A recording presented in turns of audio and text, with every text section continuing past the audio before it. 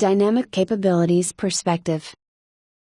The concept of dynamic capabilities emerged in response to some key shortcomings of the resource-based view of the firm, which has been criticized for ignoring factors surrounding resource development and resource reconfiguring, instead assuming that resources simply exist. 51 Based on this criticism, the dynamic capabilities perspective has extended the resource-based view with the notion of evolving capabilities.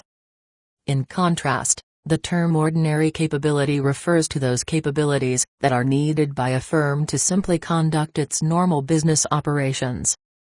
They are the standard routines that are not necessarily unique to the individual organization, for example, the accounting system that keeps track of revenue.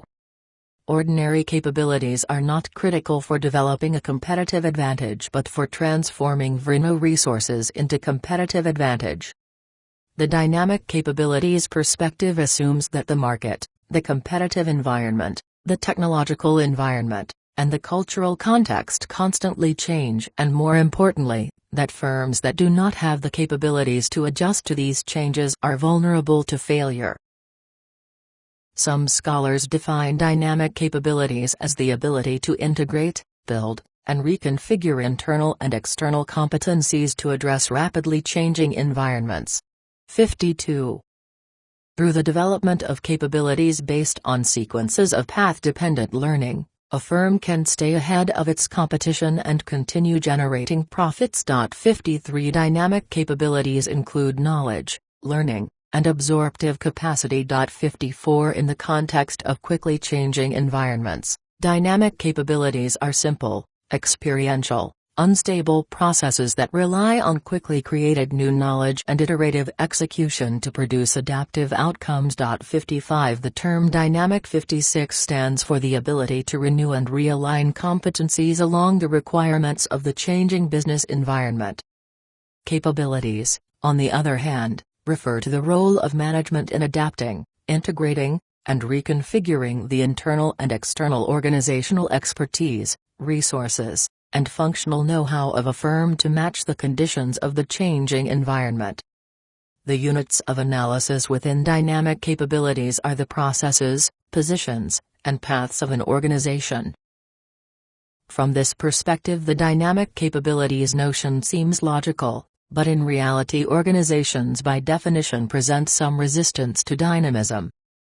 This resistance is created by bounded rationality or the limited bandwidth of firms and their managers in dealing with complexities, situational versus long-term decision-making preferences, organizational routines and processes, the level of specialization in a firm, and the resistance against incurring costs for activities that have uncertain outcomes. 57 Resistance can create competence traps. Consider cell phone manufacturer Nokia.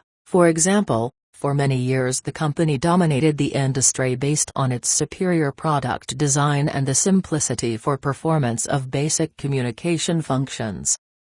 When smartphones emerged, Nokia was slow in moving from a closed product-focused strategy to an open utility-focused strategy that would better address the changing needs of the market. Nokia was relying too much on its design capabilities and failed to see the need to acquire the content integration and development competencies needed for success in the smartphone market. In a way, Nokia's success decreased the willingness of the management to change. The dynamic capabilities perspective expands the paradigm for explaining how competitive advantage is developed and sustained. Firms resorting to resources-based strategies attempt to accumulate valuable technology assets and employ an aggressive intellectual property development and protection position. However, winners in the global marketplace have been firms demonstrating timely responsiveness, and rapid and flexible product innovation, along with the management capability to effectively coordinate and redeploy internal and external competences. The latter notion is what defines dynamic capabilities. It addresses the constantly changing characteristics of the environment, and it highlights the key role of managers in appropriately adapting, integrating, and reconfiguring internal and external organizational abilities, competences, and the use of specific resources. Processes, positions, and paths are the underlying mechanism of dynamic capabilities. 58 Processes refer to patterns of activities and learning or how things are done in a firm.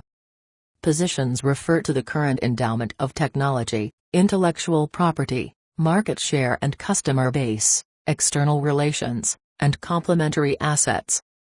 Paths refer to the availability of strategic alternatives and their relative effects on increases or decreases in returns or profits. Only recently have researchers begun to focus on how firm-specific dynamic capabilities are developed and on how ordinary capabilities and resources are transformed to respond to changes in the business environment. The competitive advantage of an organization derives from dynamic capabilities rooted in high-performance routines that are embedded in an organization's processes.